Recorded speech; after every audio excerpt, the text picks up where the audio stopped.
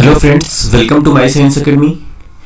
आज हम बात करते हैं एक्सक्रीशन ह्यूमन, मानव में उत्सर्जन।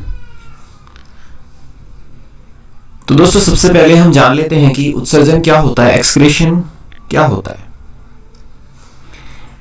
एक्सक्रीशन क्या होता है कि बॉडी में जितने भी टॉक्सिक एलिमेंट्स बनते हैं उनको शरीर से बाहर निकालने की जो प्रोसेस होती है उसे दोस्तों हम कहते हैं एक्सक्रीशन।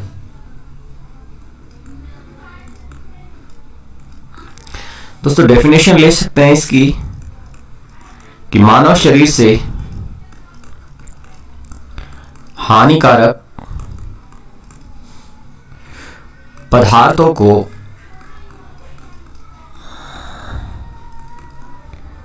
बाहर निकालने की प्रक्रिया उत्सर्जन कहलाती है। यानी कि दोस्तों, बॉडी में बहुत सी मेटाबॉलिक वेस्ट होता है, तो उसको बॉडी से एलिमिनेट करना एक्सक्रीशन कहलाता है। यानी कि बॉडी में जितनी भी केमिकल रिएक्शन हो रही हैं उनसे जो वेस्ट प्रोड्यूस होता है, चाहे लंग्स से कार्बन डाइऑक्साइड को इमिट करें हम, या फिर जो बॉडी में वाटर है उसको स्वीटिंग ग्लैंड से एलिमिनेट करें, या जो यूरिन है उसको हमारा जो एक्सक्रीटरी सिस्टम है यूरेथ्रा से एलिमिनेट करें, तो ये एक्सक्रीशन है। और दोस्तों, एक छोटा सा वो देख लेते हैं कि जो मान लो कि भोजन है, अब भोजन डाइजेस्ट होगा और इसके डाइजेशन से बॉडी में नाइट्रोजन युक्त अपशिष्ट पदार्थ बनते हैं। दोस्तों, ये जो नाइट्रोजन युक्त अपशिष्ट पदार्थ होते हैं ये टॉक्सिक होते हैं, तो इनको शरीर से बाहर निकालना आवश्यक होता है। जैसे अमोनिया का फॉर्मेशन हो रहा है बॉडी में, ये टॉक्सिक है बॉडी के लिए। या फिर मैं बात करूं यूरिया की, या फिर यूरिक अम्ल की, या बॉडी में क्रिएटिनिन, इनको जो शरीर से बाहर निकालना आवश्यक होता है। यानी कि मैं ये कह सकता हूं, दूसरी अगर मैं डेफिनेशन यहां से देना चाहूं कि मानव शरीर से नाइट्रोजन युक्त अपशिष्ट पदार्थों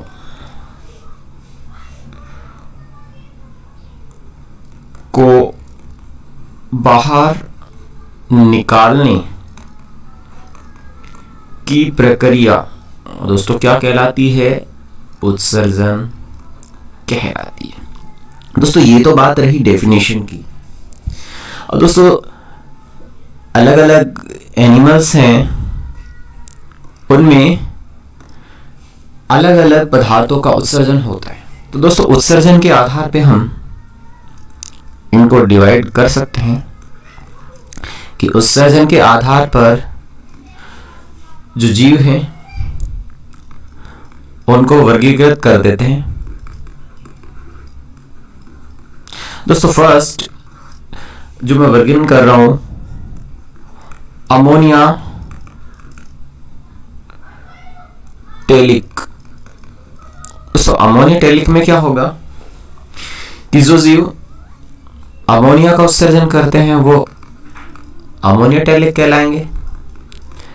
और दोस्तों, बहुत से ऐसे जीव हैं जो अमोनिया का उत्सर्जन करते हैं। और दोस्तों, अमोनिया है ये सबसे विषैला होता है, सर्वाधिक विषाक्त है। अब तो इसके उत्सर्जन के लिए हमें पानी की सर्वाधिक आवश्यकता होती है।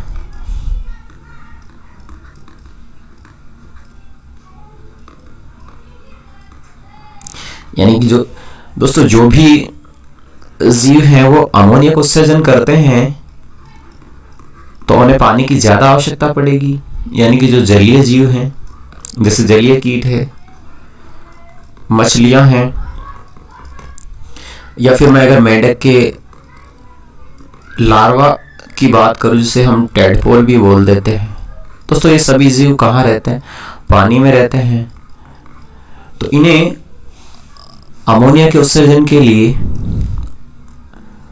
पानी की आवश्यकता होती है। दोस्तों दूसरे टाइप के जो जीव हैं वो होते हैं यूरियोटेलिक। दोस्तों नाम से ही आप देख सकते हैं कि यूरियोटेलिक क्या होंगे, कि ऐसे जीव होंगे जो यूरिया का उत्सर्जन करते हैं।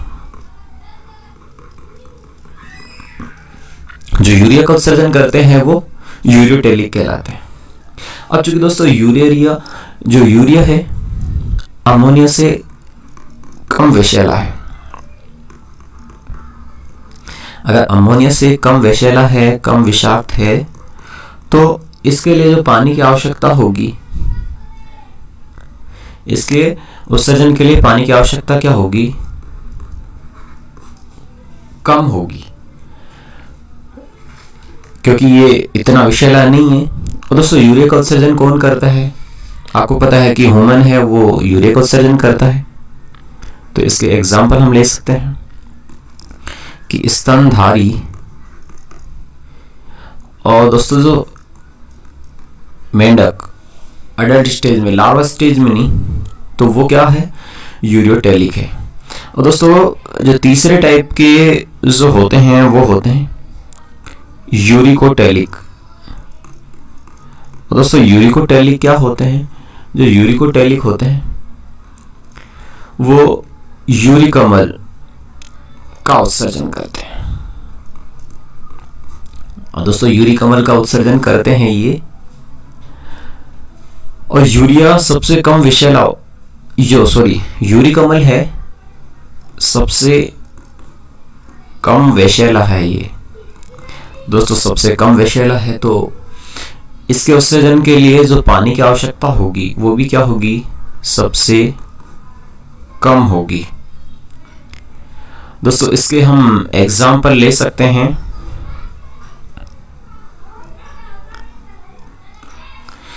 कि जो भी पक्षी होते हैं, तो जो पक्षी बीट वगैरह करते हैं तो देखते हैं कि उसमें पानी इतना नहीं होता। तो इन्हें जो यूरिक अम्ल है उसको बाहर निकालने के लिए पानी की आवश्यकता कम होती है। अब दोस्तों अगर मैं इनका जो विषाक्तता का ऑर्डर आपने यहाँ से देखा कि अमोनिया सबसे ज़्यादा विषैला है, उसके बाद यूरिया कम विषैला है और सबसे कम है यूरिक अम्ल। तो ये भी आप ध्यान रख सकते हैं यहाँ से।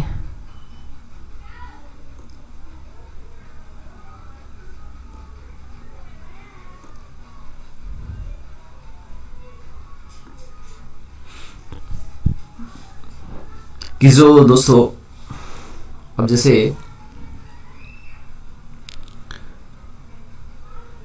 अमोनिया ये सबसे ज़्यादा टॉक्सिक है, उसके बाद यूरिया, और यूरिया के बाद यूरिक अम्ल।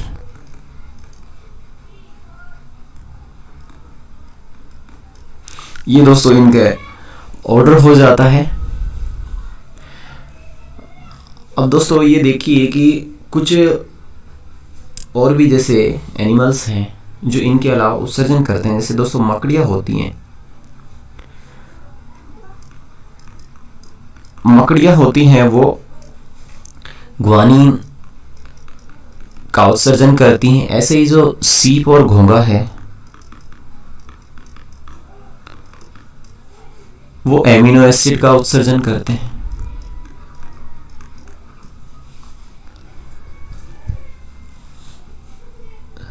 अब देखिए दोस्तों यहाँ आप जो डायग्राम देख पा रहे हैं, मैंने ये डायग्राम यहाँ लगा दिया था। तो पहले मैं इसके बारे में बात कर लेता हूँ कि जो ह्यूमन है, ह्यूमन में उत्सर्जन कई तरीके से हो सकता है। जैसे एक्सक्रीशन इन ह्यूमन की अगर मैं बात करूं तो दोस्तों फर्स्ट ये लंग्स के थ्रू हो सकता है कि लंग्स में जो बॉडी से CO2 बाहर लंग्स के थ्रू निकाल सकते हैं, ये वेपर के रूप में बॉडी से बाहर निकलती है।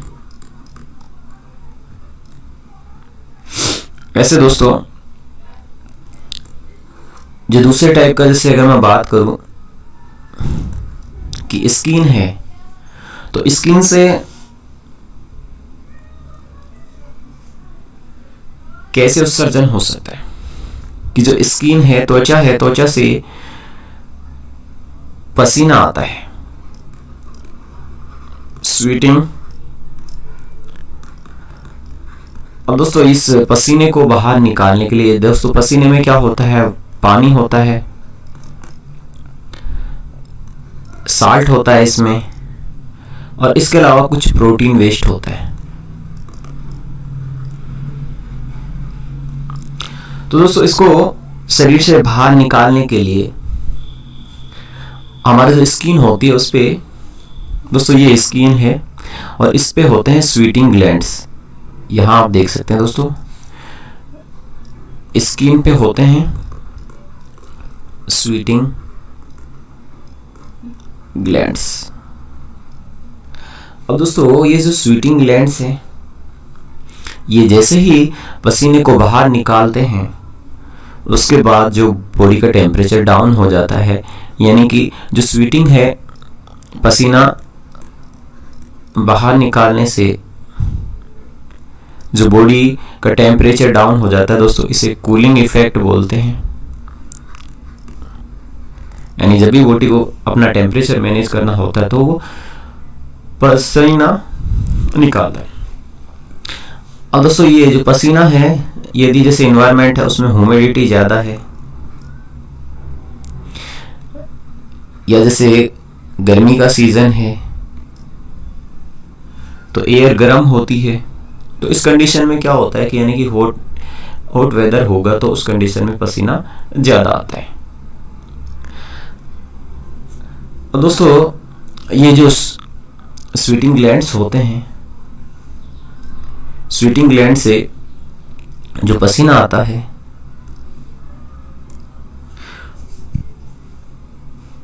वो एक डाइल्यूट सॉल्यूशन होता है साल्ट्स वगैरह का। और इससे क्या होता है कि जैसे ही अगर स्वेटिंग ग्लैंड्स हैं उनसे अगर ज़्यादा पसीने का उत्सर्जन हो तो उससे ब्लड क्या हो जाता है, गाढ़ा हो जाता है। तो ज़्यादा पसीने का उत्सर्जन भी नहीं होना चाहिए, तो ये स्वेटिंग ग्लैंड्स कंट्रोल करते हैं। इसके अलावा अगर ये जो स्वेटिंग ग्लैंड्स हैं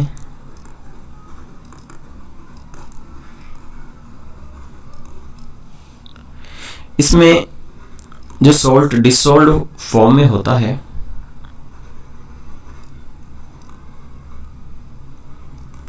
अगर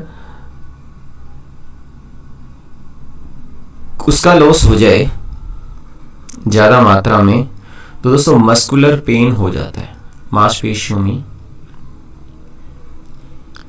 दर्द रहता है। यानी कि दोस्तों कि जब मांसपेशियों में इस साल्ट की कमी हो जाती है तो मांसपेशियों में दर्द होने लगता है। यानी कि यहाँ एक एसिड होता है लैक्टिक एसिड, कि दोस्तों मांसपेशियों में लैक्टिक एसिड का जब जमाव हो जाता है तो हमें थकान महसूस होती है।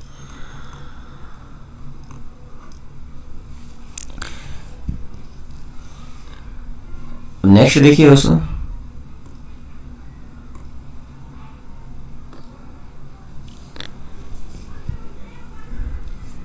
कि जो मानव में एक्सक्रेशन सिस्टम में जो सबसे बड़ा एक्सक्रेटरी सिस्टम का जो हमारा पार्ट है वो है किडनी। तो किडनी के बारे में बात कर लेते हैं पहले।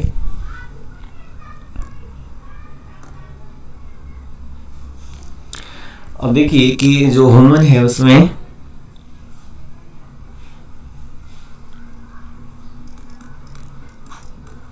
सबसे बड़ा जो उत्सर्जन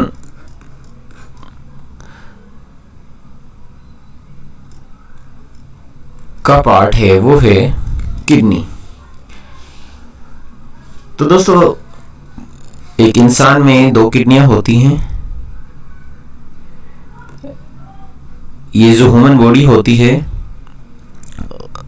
उसमें एब्डोमिनल कैविटी होती है, तो वहां ये किडनी होती है।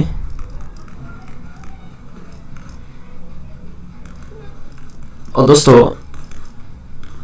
इनकी नंबर्स होती है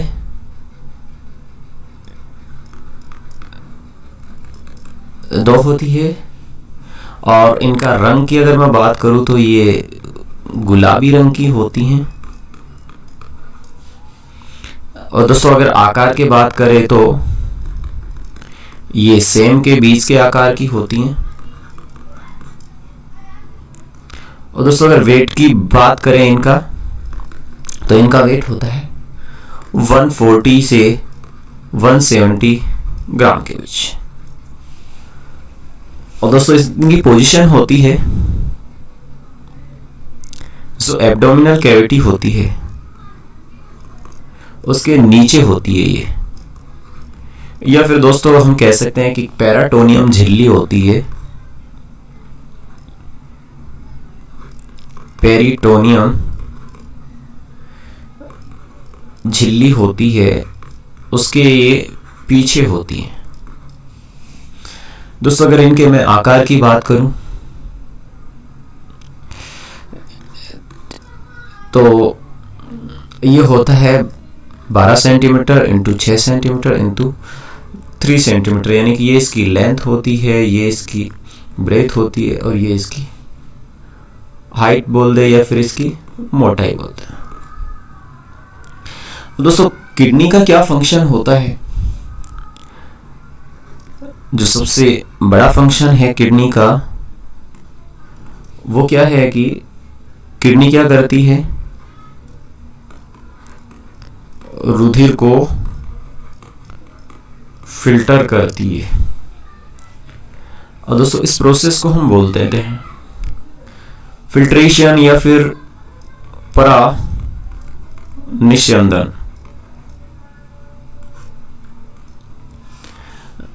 इसके अलावा दोस्तों बॉडी में किडनी क्या करती है?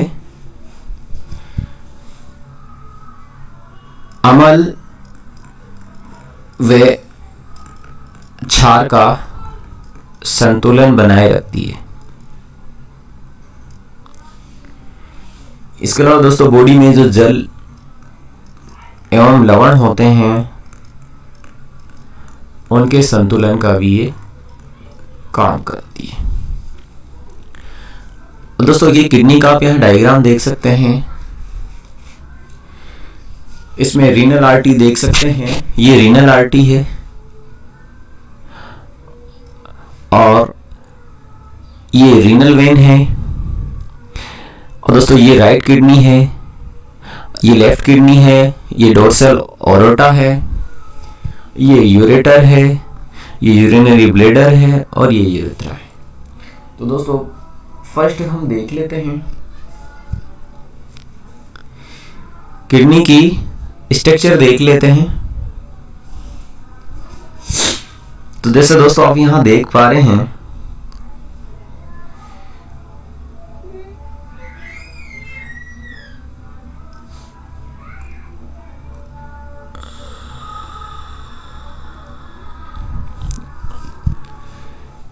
किडनी की जो संरचना है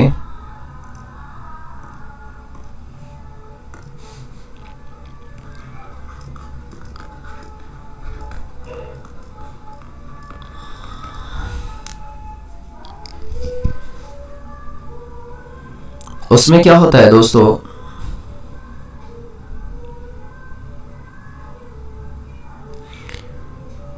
यहां मैं बना देता हूं।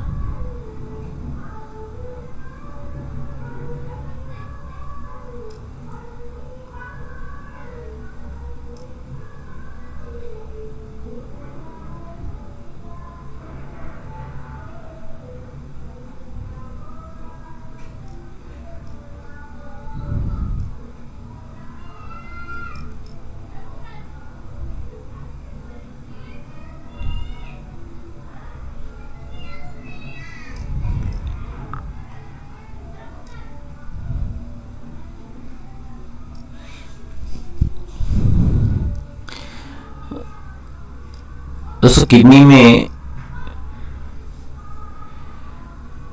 रीनल कैप्सूल होता है, जो सबसे बाहर वाला इसका स्तर होता है वो होता है रीनल कैप्सूल।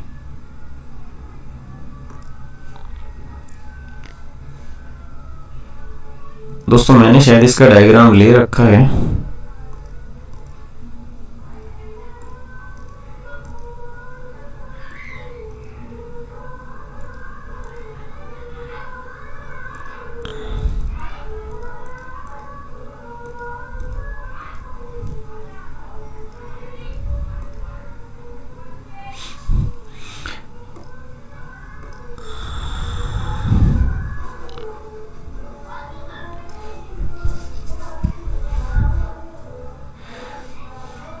यहां देखिए दोस्तों, ये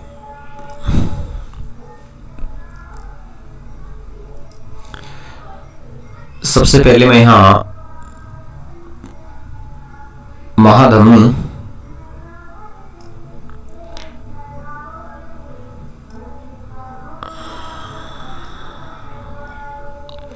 और महाशिरा बना लेता हूं।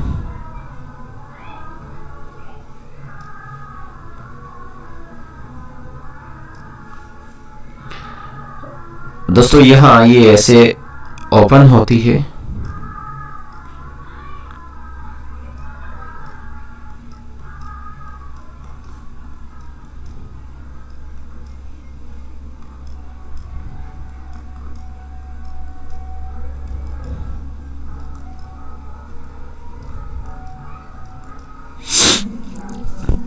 ये दोस्तों एक साइड से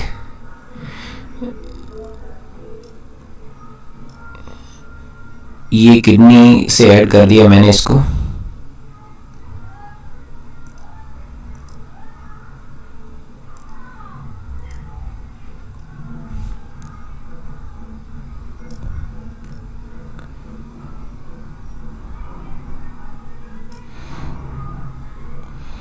और ये अंदर ये एक लेयर बना दी मैंने इसकी।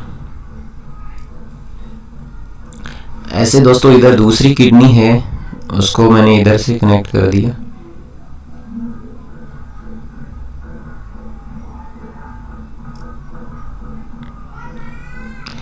दोस्तों जो किडनी होती है इसका जो बाहरी लेयर होती है उसके अंदर एक कैप्सूल होता है, उसे हम रीनल कैप्सूल बोलते हैं। यानी ये जो बाहर वाला होता है ये होता है इसका रीनल कैप्सूल। और दोस्तों जो अंदर वाला भाग है वो होता है इसका कोर्टेक्स। ये दोस्तों इसमें ऐसे पिरामिड से होते हैं।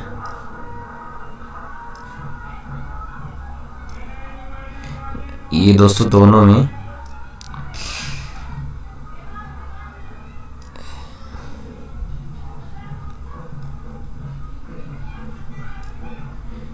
ऐसे दोस्तों ये पिरामिड होते हैं इसमें।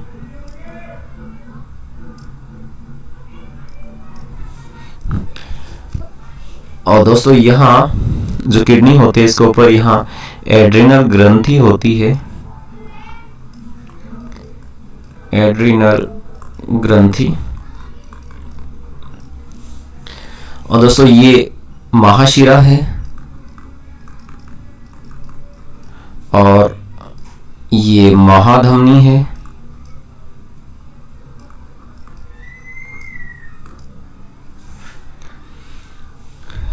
ये दोस्तों दोनों जो किडनियां हैं ये यहाँ से यूरेटर के द्वारा यूरिनरी ब्लैडर से जुड़ी होती हैं और ये यूरेथ्रा से कनेक्ट होता है, जैसा कि आप डायग्राम में देख सकते हैं। ये यूरेटर और ये यूरिनरी ब्लैडर और ये यूरेथ्रा होता है। ये दोस्तों ये जो त्रिभुजाकार हैं ये पिरामिड हैं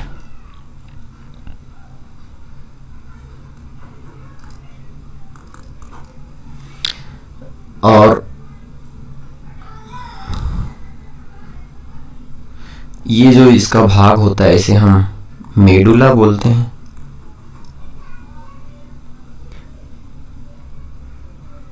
और दोस्तों ये जो नलियां होती हैं ये जो इन त्रिभुजों को जोड़ रही हैं इनको हम बोलते हैं बर्तीने के स्तंभ।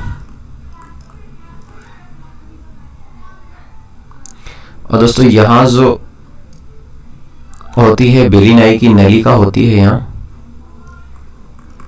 बेलिनाई की नलिका। तो दोस्तों किडनी के आंतरिक भाग को हम मेडुला बोलते हैं और इसमें त्रिभुज के आकार की जो संरचनाएं होती हैं उन्हें हम पिरामिड बोलते हैं। और जो पिरामिड है ये जो सूक्ष्म नलिकाओं से जुड़े होते हैं इन्हें हम बर्तीने के स्तंभ बोलते हैं। और नेक्स्ट देखिए दोस्तों नेफ्रॉन। नेफ्रॉन क्या होता है कि जो किडनी होती है प्रत्येक किडनी में एक इसकी स्ट्रक्चर और फंक्शनल यूनिट होती है। एक किडनी में दोस्तों 10 लाख नेफ्रॉन होते हैं। यानी कि दोस्तों एक किडनी में 10 लाख जटिल संरचनाएं होती हैं जिन्हें हम क्या कहते हैं, नेफ्रॉन कहते हैं। दोस्तों इसे नेफ्रॉन को किडनी का संरचनात्मक एवं क्रियात्मक इकाई कहते हैं। यानी ये इसका फंक्शनल और स्ट्रक्चर यूनिट होती है।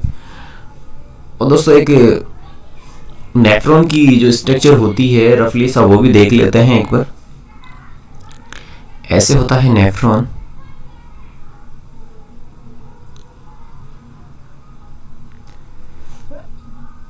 ये दोस्तों ये जो ट्यूब होती है ये यहां से थोड़ा सा बेंट होती है।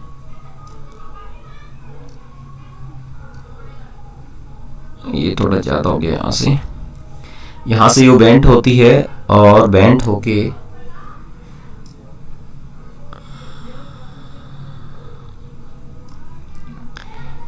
ये हो जाती है और फिर यहां संग्राहक नलिका सीटी होती है।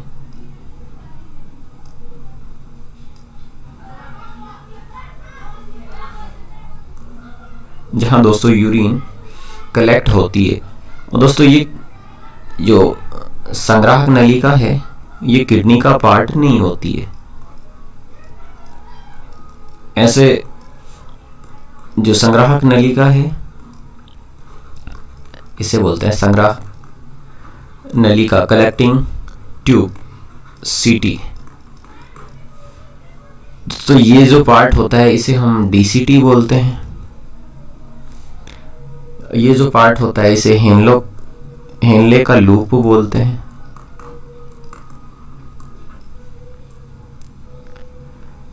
और दोस्तों इसे बोलते हैं, इसमें लाल नलिकाओं का एक गुच्छा होता है जिसे हम ग्लोमेरुलस बोलते हैं।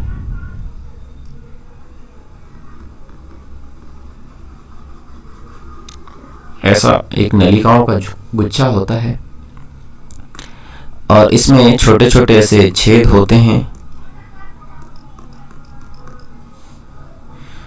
ये ग्लोमेरुलस होता है।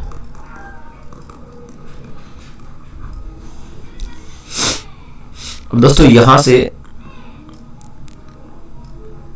अभिवाही नलिका होती है,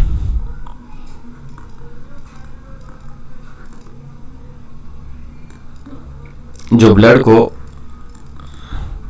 ग्लोमेरुलस तक लाती है, और इधर होती है अपवाही नलिका।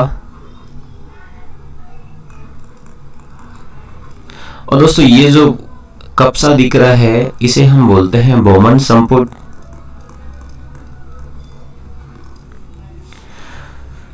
तो दोस्तों ये तो रफली सी बात होगी नेफ्रॉन की स्ट्रक्चर की। ऐसी 10 लाख संख्या में स्ट्रक्चर होती है नेफ्रॉन की। और दोस्तों देख लेते हैं कि जो यूरिन का फॉर्मेशन कैसे होता है।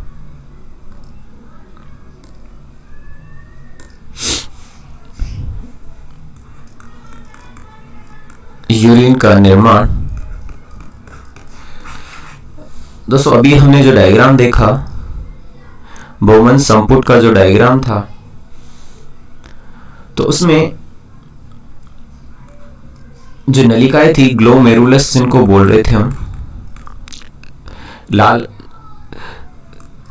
नलिकाओं का जो गुच्छा था ग्लोमेरुलस बोल रहे थे, तो वो एक दाब क्रिएट करती हैं, हाइड्रोस्टेटिक दाब बोलते हैं इसे। ये दोस्तों होता है 70 mmHg।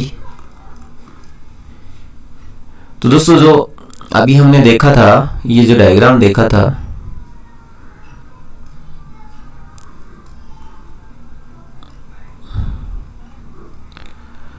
दोस्तों इसमें ये ग्लोमेरुलस जो नलिकाएं थी, इधर से अभिवाही नलिका थी, इधर से अपवाही नलिका थी। ये अपवाही धमनी और ये अभिवाही धमनी। तो दोस्तों अभिवाही जो धमनी है वो ग्लोमेरुलस में रुधिर को लेके आएगी, इधर से रुधिर आएगा और यहाँ ग्लोमेरुलस में एक दाब लगेगा। इस दाब को हम ग्लोमेरुलस हाइड्रोस्टेटिक दाब कहते हैं। इसका मान 70 mmHg होता है। इस दाब के कारण क्या होगा कि जो ग्लोमेरुलस है, इस दाब के कारण क्या होगा कि जो ग्लोमेरुलस है वो प्लाज्मा को छोड़कर, क्योंकि दोस्तों ब्लड में प्लाज्मा होता है तो वो बॉडी के लिए इंपॉर्टेंट है, तो इसको छोड़कर जो शेष भाग होगा वो छन जाता है। दोस्तों इस प्रोसेस को बोल देते हैं रक्त का निस्यंदन, यानी कि फिल्ट्रेशन, या इसे प्रानिशन भी बोल देते हैं। अब दोस्तों इसी में जैसे अभी मैंने स्ट्रक्चर आपको दिखाया था, वहां जो पीसीटी होता है, पीसीटी में क्या होता है, माइटोकॉन्ड्रिया होता है।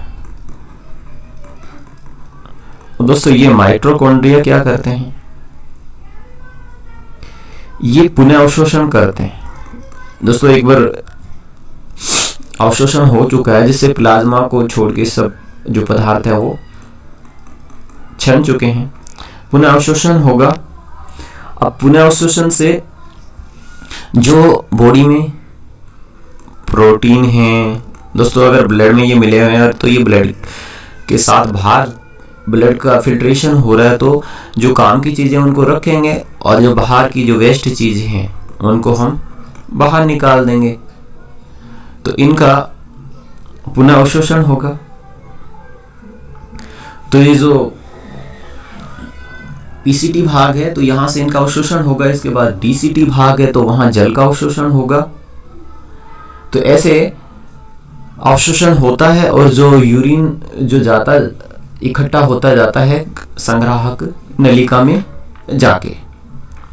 अब देखिए कि जो यूरिन है कि यूरिन के अंदर होता क्या है।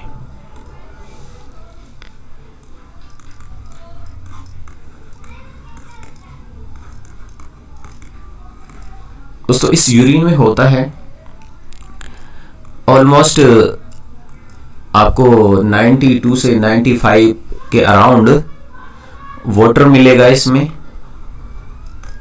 इसके अलावा दोस्तों 2 से 5% इसमें यूरिया मिलेगा। इसके अलावा 2 से 5% और जो वेस्ट प्रोडक्ट हैं, जैसे दोस्तों इसमें NaCl हो सकता है, क्रिएटिनिन हो सकता है। दोस्तों ये प्रेग्नेंट वुमन में इसकी मात्रा ज़्यादा होती है क्रिएटिनिन की। यूरिया हो सकता है,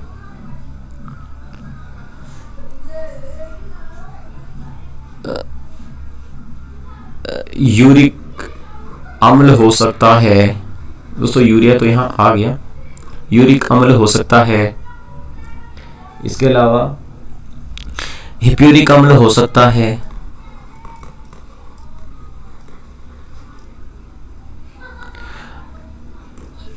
ये दोस्तों जो मानव का यूरिन होता है उसमें होता है दोस्तों। इसकी पीएच की अगर मैं बात करूं तो ये होती है 6.4, यानी कि जो यूरिन होता है तो हल्का अम्लीय होता है ये।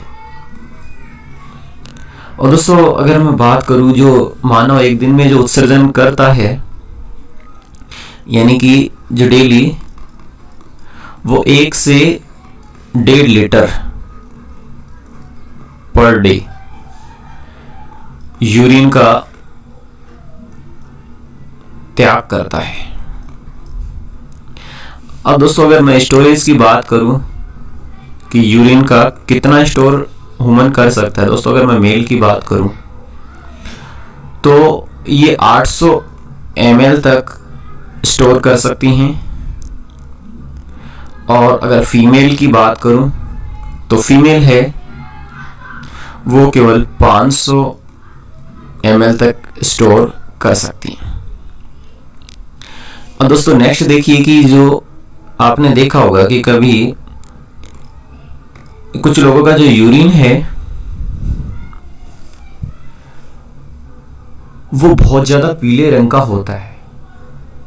कि दोस्तों क्या होता है कि एक बीमारी होती है पीलिया रोग, कि जब हीमोग्लोबिन है उसके नष्ट होने से क्या होता है कि जो यूरोक्रोम है दोस्तों, यूरोक्रोम वर्णक होता है ना, जिसके कारण ब्लड का रंग पीला होता है। अब ये यूरोक्रोम होता है ना, इसके कारण ब्लड का रंग होता है, ये यूरोक्रोम वर्णक होता है, जिसके कारण यूरिन कैसा होता है, पीला होता है।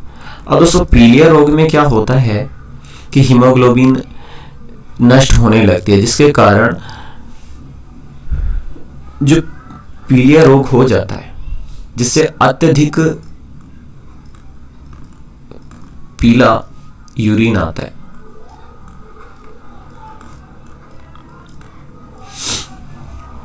देखिए दोस्तों इसमें यूरिन में जो एक विशेष टाइप की गंध आती है दोस्तों, वो विशेष टाइप की गंध किस कारण से आती है कि दोस्तों जो यूरिया होता है इसमें जैसे सूक्ष्म जीव का संक्रमण हो जाए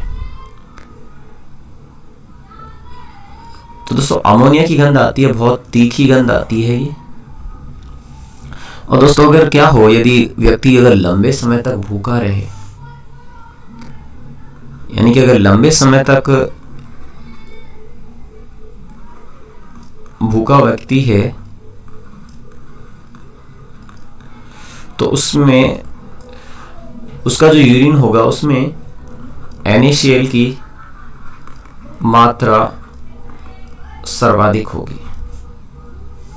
ऐसे दोस्तों अगर मैं बात करूं जैसे कोई अगर प्रेग्नेंट वुमेन है तो उसके यूरिन में क्रिएटिनिन इसकी मात्रा सर्वाधिक होती है। अब दोस्तों जो किडनी है तो अगर मैं बात करूं तो प्रतिदिन किडनी के पास लगभग 180 लीटर पर डे रक्त जाता है। अब दोस्तों कुछ ऐसे पक्षी हैं, कुछ सांप हैं, यानी कि दोस्तों आप ये ध्यान रख सकते हैं कि जो सांप है दोस्तों, पक्षी हैं, या फिर जैसे मगरमच्छ है, मगरमच्छ दोस्तों इसमें मूत्राशय नहीं होता। तो दोस्तों ये तो बात रही यूरिन के स्ट्रक्चर की, क्या कॉम्बिनेशन होता है और कैसे कैसे होता है। और दोस्तों कुछ यूरिन में कई बार प्रॉब्लम हो जाती है, तो दोस्तों वो क्या हो सकती है, देखिए यूरिन में विकार कौन कौन से हो सकते हैं, कौन सी डिजीज हो सकती है कि दोस्तों यूरिन में यूरेमिया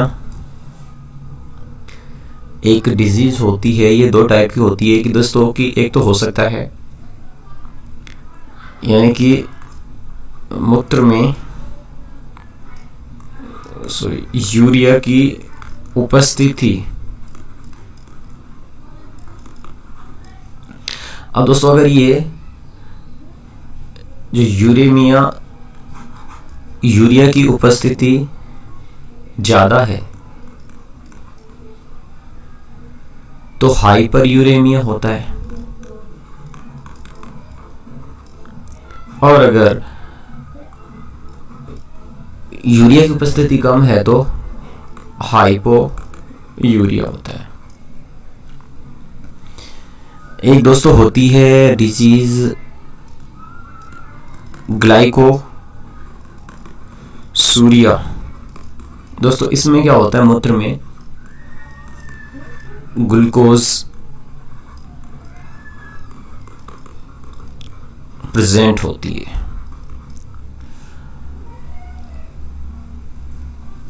और दोस्तों आपने सुना होगा डायबिटीज एक बीमारी जिसमें ग्लूकोज, यूरिन के साथ ग्लूकोज आती है। दोस्तों एक होती है डिजीज हीमेचूरिया। दोस्तों इसमें क्या होता है कि जो यूरिन है उसमें हीमोग्लोबिन यानी कि रक्त आता है, यूरिन में रक्त आने लगता है। दोस्तों ऐसे कई तरह की जो डिजीज होती हैं जिसके कारण यूरिन में विकार होता है। अब दोस्तों एक यूरिन में जो डिजीज होती है नेफ्रिटस होती है। इस दोस्तों नेफ्रिटस में क्या होता है कि जो ग्लोमेरुलस है उसमें एक बैक्टीरिया होता है स्ट्रेप्टोकोकाई। ये बैक्टीरिया के संक्रमण के कारण क्या होता है कि जो बॉडी है उसमें जो तरल पदार्थों का जमाव ज्यादा हो जाता है।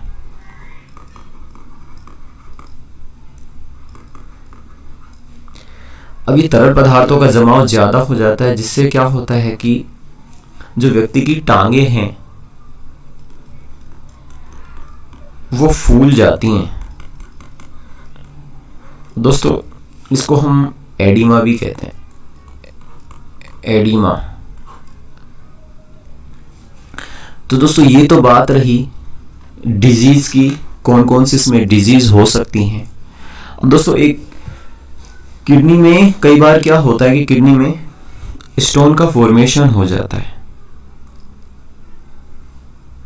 तो देखिए किडनी में स्टोन का फॉर्मेशन कैसे हो सकता है।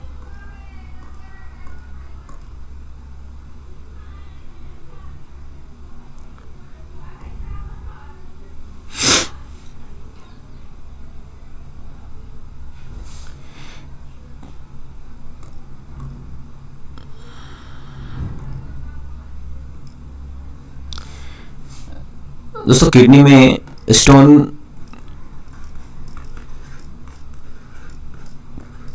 जिसे पथरी हम बोल देते हैं। अब दोस्तों किडनी में पथरी कैसे डिपॉजिट होती है कि किडनी में यदि जो कैल्शियम ऑक्सलेट है, कैल्शियम ऑक्सलेट है या फिर यूरिक अम्ल है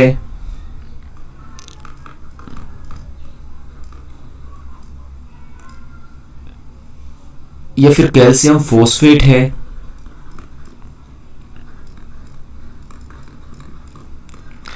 इनका दोस्तों जमाव हो जाता है, जिसके कारण जो किडनी होती है, किडनी से लेके यूरेथ्रा के बीच में स्टोन के जो पार्टिकल होते हैं, इनके जो पार्टिकल होते हैं वो एक स्टोन का फॉर्मेशन कर लेते हैं। और दोस्तों इस पथरी को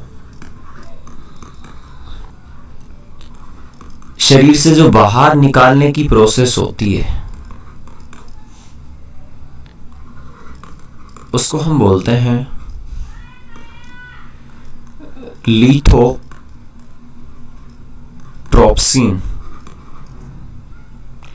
और दोस्तों आजकल जो पथरी है उसको बाहर निकालने के लिए होमियो लेजर का उपयोग करते हैं, जिसमें लेजर की सहायता से पथरी बाहर निकाली जाती है।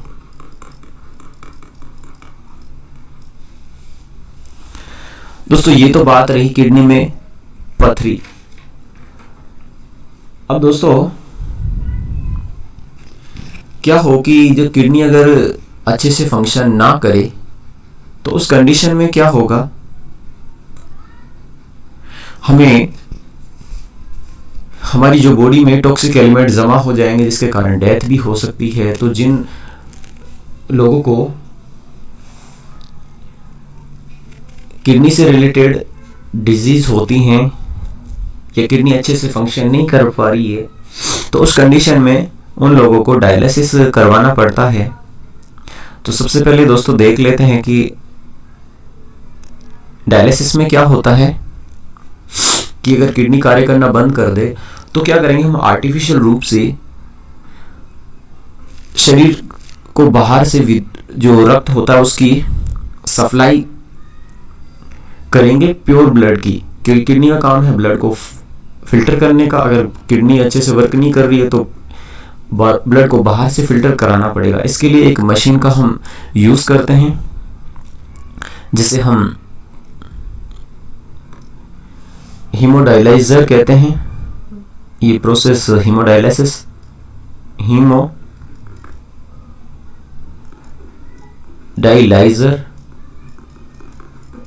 ये एक मशीन है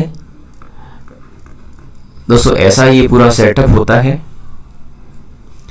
इसमें जो वीन्स होती है, एक ट्यूब वीन्स में लगा दी जाती है और एक ट्यूब आर्टरीज में लगा दी जाती है। तो दोस्तों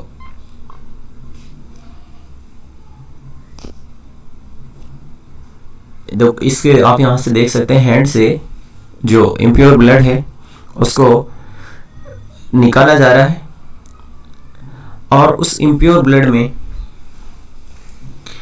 एक पदार्थ होता है हिपेरिन। हिपेरिन मिलाया जाता है दोस्तों। हिपेरिन क्या करता है, एंटी क्लोटिंग का काम करता है। ये जो हिपेरिन होता है ये एंटी क्लोटिंग का काम करता है, यानी ब्लड को जमने नहीं देता, ब्लड में थक्का जमने नहीं देता। तो ये ब्लड में मिक्स की जाती है। और हीमोडायलिसिस में क्या होता है कि आर्टिफिशियल आर्टरीज का यूज करते हैं, जैसा कि आप ये डायग्राम में देख पा रहे हैं। तो इससे ब्लड को फिल्टर किया जाता है। तो दोस्तों ये तो था हीमोडायलिसिस, और आज हमने किडनी के बारे में कंप्लीटली देखा। तो आपने मेरे को पेशेंस से सुना, इसके लिए धन्यवाद।